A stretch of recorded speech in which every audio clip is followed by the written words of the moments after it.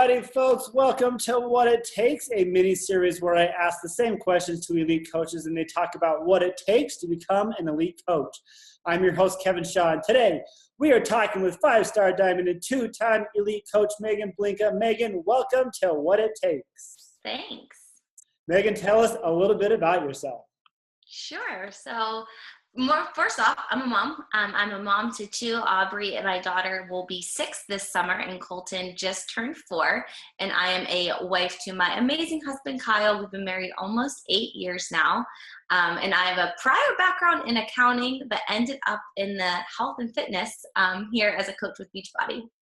Perfect. Love the background. Okay, let's get started. Maegan, question number 1. How were you introduced to Beachbody? I was initially introduced years ago as we were preparing for our wedding. My husband went online with the infomercial and did a 3-payment option for P90X, and I thought he was absolutely crazy, and I had no intentions of actually doing it. I had a gym in my apartment building in Pittsburgh, and it had a nice little elliptical that I thought was totally all that I needed. I did end up stealing one of the DVDs, and now cardio. I don't know, one of the DVDs, it was only 43 minutes. So of all the hour-long P90X workouts, there was one that was 40 minutes or something. I snagged that one DVD. He messed around with it. I did it. I remember getting the email about, having a coach, and we dismissed it thinking these people are crazy. And we looked at the nutrition plan and we're like, there's no way I could eat like this. And we messed around with it, but pretty much got nowhere fast. So that would have been about 8 years ago where we did all of that. And then fast forward to when I was pregnant with my second child, he actually bought Insanity. So he decided to give it another whirl. So while I was, not doing much of any physical activity, he popped in the Insanity DVDs, and I would sit on the elliptical sometimes and watch them. And it wasn't long before he realized that there was no way that he was in any shape to do this, nor was he willing to commit to it. So we had the P90X, they sat and collected dust. We then had Insanity, they sat and collected dust. And then after I had my son, I saw T25, and I reached out to a girlfriend from college, and she was a coach, and she was all happy and chipper and sharing all this stuff about what she was doing. And I bought a challenge pack and immediately canceled my Shakeology Home Direct. She asked me if I wanted to join a challenge group. I said, no, thanks. I can do this on my own. And for 6 months, again, I got nowhere fast. So I had T25.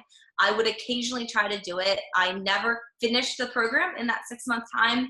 I would have a shake and then have a protein shake the next day, and then have a Shakeology and then a protein shake because I liked it, but I wasn't willing to spend the money on it. I didn't see the value in it. So I kind of just stretched my bag out for as long as I could. And then 6 months after all that mess, 21 Day Fix came out, and that one really sparked my interest more so because I was actually looking for an at-home yoga.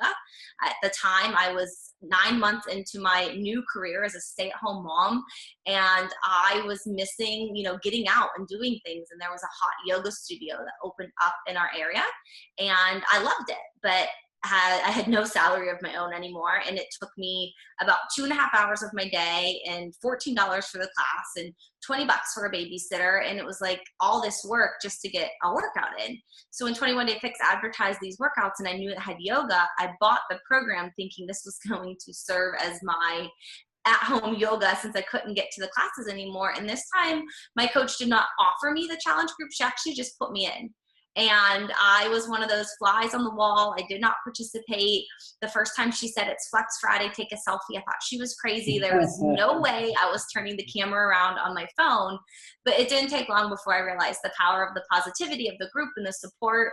And by week 2 of the challenge group, I was participating and I was getting really good results. And before the 21 Day Fix was over, I actually signed up as a coach. That is a perfect definition of a beautiful disaster right there. It was. Holy smokes, what a journey you just took us on. Okay, question number 2. Can you describe, now that you're finally a coach, what those early days look like for you? Sure. So when I first signed up, which was about a whole week that it lasted, that I was going to be a discount coach. And then we went away to visit family, and I had my 21-day transformation pictures on my phone, and I shared them with my sister-in-law, who also had a baby around the same time I did. And she was like, I don't look like that. What is this? I need to get it. And I'm like, well, you can order it from me. I'll sell you this. And I shared it with her, and then it wasn't long before she was sharing it with her friends. And I realized that I could make an income off of this. I could do something. And, it was that little bit, I had a zero income at the time. So one challenge pack meant the world to me. So it really started out more casual with just sharing things with my friends and family. And it was, I was put into the Coach Basics that my coach offered, and I did all the videos. Like, it wasn't, I took the time, I took maybe 30, 45 minutes a day, and I would watch, whatever training videos. And if I had extra time in the evening before the kids went to bed, I might YouTube something. I started learning some of the top coaches' names, and I would go on YouTube and I would just start searching things. But it was no more than 45 minutes to an hour through those first couple of days. Again, I was a stay-at-home mom. My daughter was 2, I guess almost 3 at the time. My son was turning 1, and they more than kept me busy. So like everyone else, I didn't think I had the time to coach, but I was loving the challenge groups. I was loving to be able to share this with other people who I was meeting and who had the similar post baby issues and struggles that I was having. And it became more of something that was fun to me. And it wasn't like I was working. I was like, this was my hobby now. As a stay-at-home mom, this gave me something to do and to interact.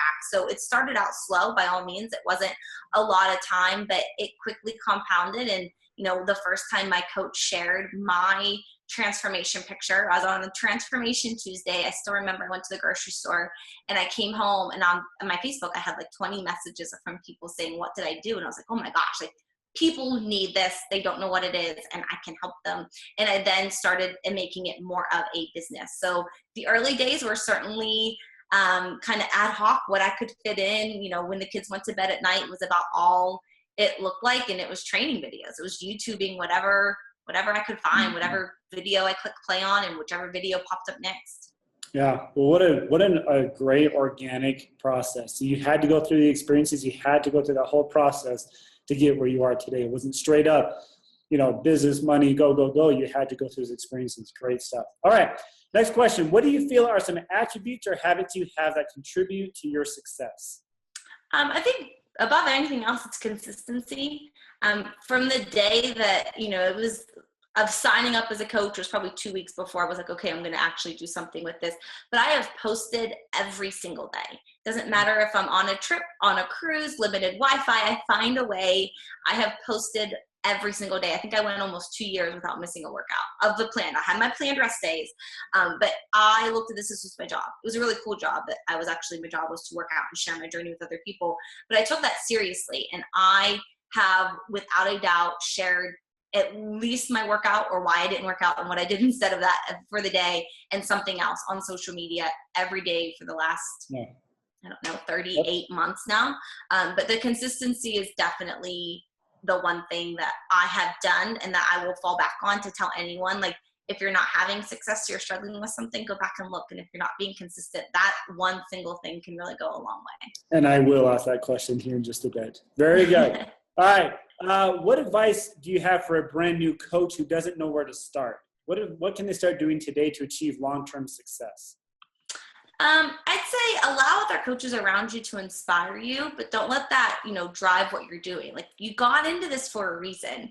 It may not happen overnight. I think that was a harder thing for me to relate to, because I did have a lot of success off the start. I was pretty fearless in my posts. I put them out there. I didn't worry about what other people were going to say.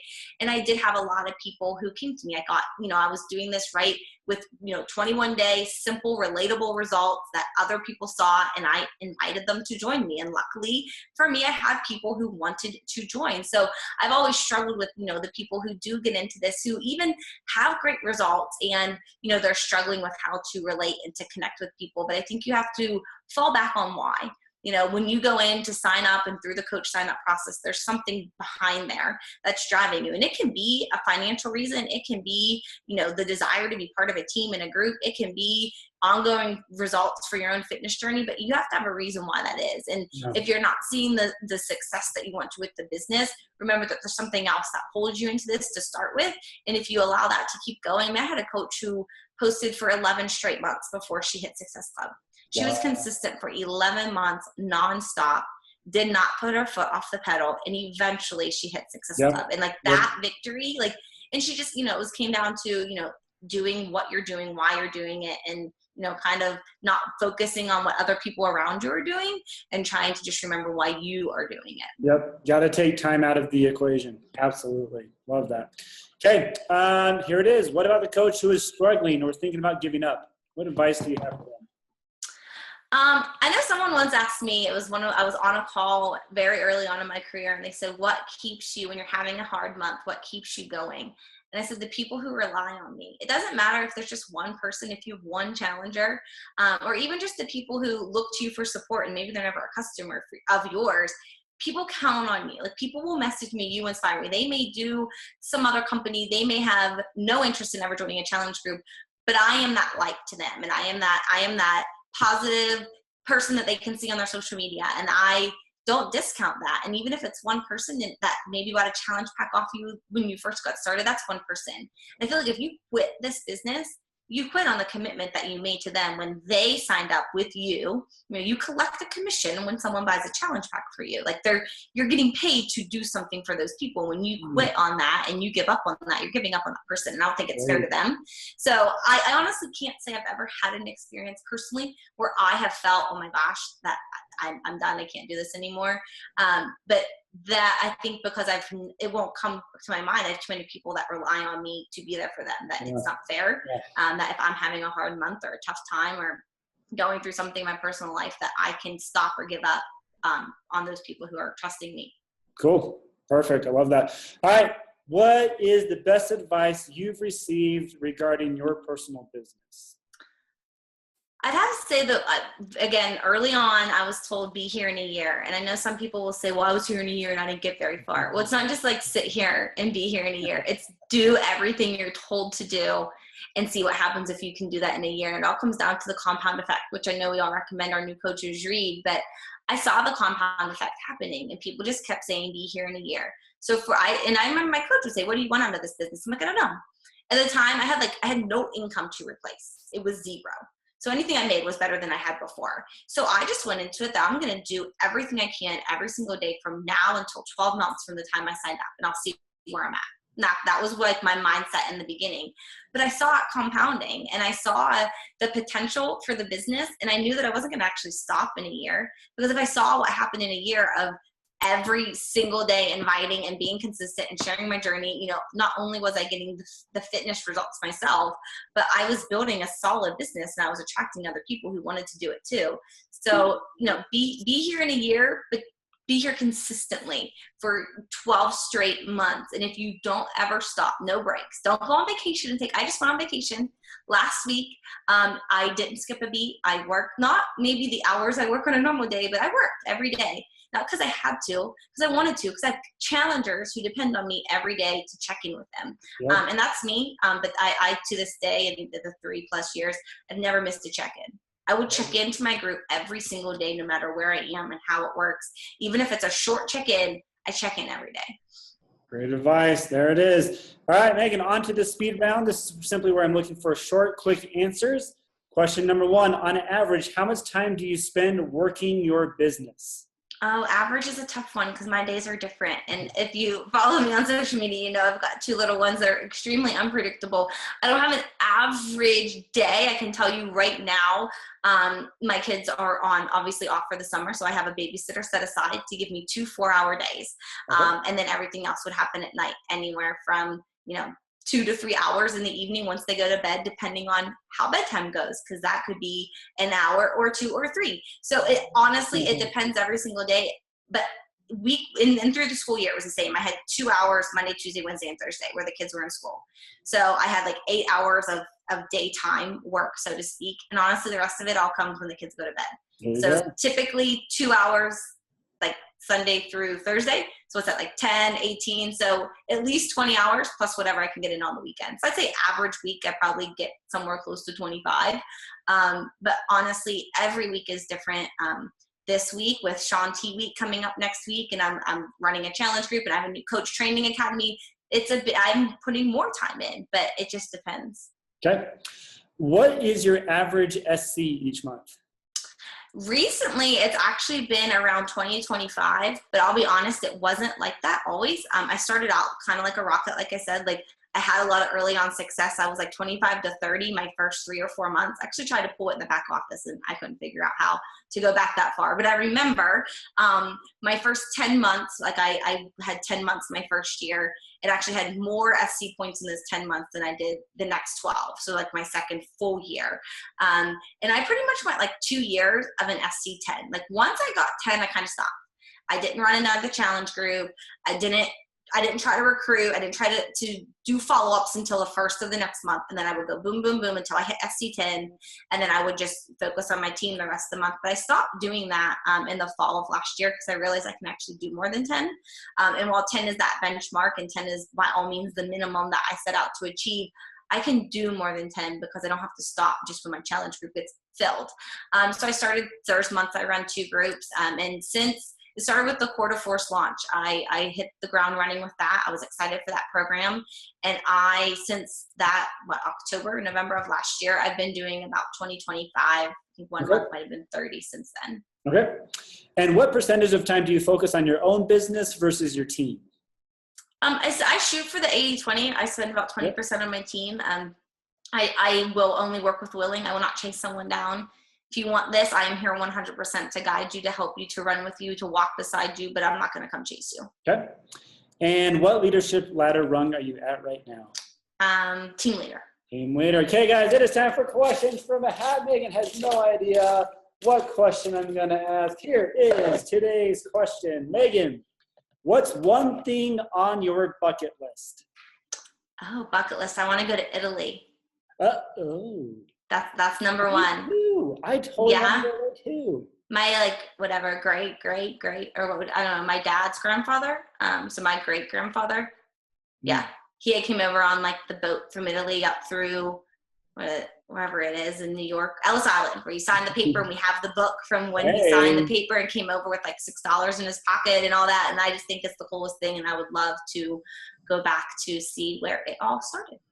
You get a free genealogy lesson with today's episode, guys. Great job, Maegan. Thank you so much for sharing the great ideas. And I love your stories, love where you're at. She's definitely one of the best ones we have in the region. Guys, pay attention to this. Watch it again. Great stuff. Maegan, thanks for joining us on What It Takes. Thank you.